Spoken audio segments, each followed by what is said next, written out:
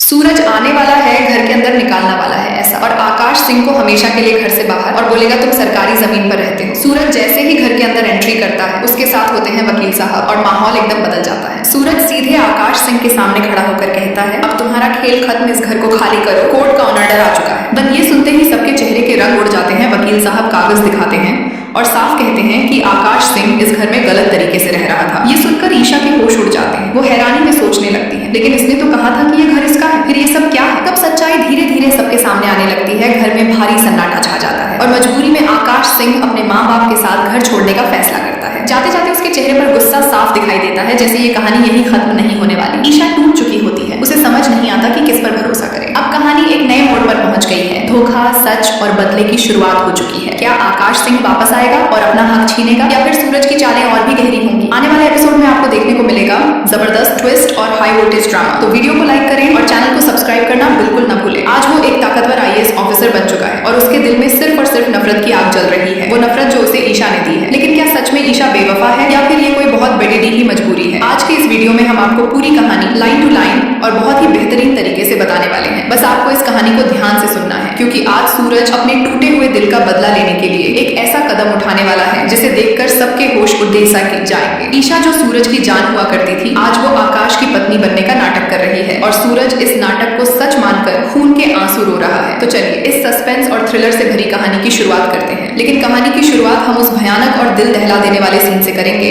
जिसने पूरे इंटरनेट पर तहलका मचा दिया है। जी हाँ, वो सीन जहाँ सूरज का गुस्सा एक ज्वालामुखी की तरह फटफुटी खींचता है। गुलाब हवेली में एकदम से सन्नाटा छा जाता है जब वहाँ सूरज एक IAS ऑफिसर के रुतबे के साथ KDDD हकती आवाज में एंट्री लेता है। उसके हाथ में कोर्ट का वो सख्त आदेश है जिसने गुलाब हवेली की नींव हिलाकर रख दी है। सूरज पूरे घमंड और बदले की आग में जलते हुए ऐलान करता है कि कोर्ट का आदेश आ चुका है और आज से ये गुलाब हवेली सरकारी संपत्ति घोषित की जा चुकी है। सूरज की आंखों में एक अजीब सा जुनून है। वो एक सैंड टाइमर मेज पर रखता है और KDDD हक आवाज में कहता है कि इस टाइमर की रेत खत्म होने से पहले तुम सबका सारा सामान इस हवेली से बाहर निकल जाना चाहिए। ये सुनकर सबके होश उड़ जाते हैं। ईशा जो अब मिसेस आकाश बन चुकी है, वो सूरज को इस तरह देखना मोमेंट आता है जब ईशा का पल्ला गलती से सूरज के हाथ पर गिर जाता है। सूरज उस पल्ले को घूरता है और फिर ईशा की आंखों में आंखें डालकर बहुत ही तीखे शब्दों में ताना मारता है कि मिसेस आकाश, किसी पराये मर्द के हाथ पर आपका पल्ला गिरे, ये आप पर शोभा नहीं देता। मेरा ना सही, कम से कम अपने किसी एक पति के साथ तो वफादार रहिए। ये शब्द ईशा के दिल में खंजर की तरह चुभते हैं। ईशा सूरज को बताना चाहती है कि वो आज भी सिर्फ और सिर्फ उसी से प्यार करती है और उसका एक ही पति है, पति ब्रह्मचारी IAS सूरज। लेकिन वो कुछ बोल नहीं पाती क्योंकि वो जानती है कि उसकी माँ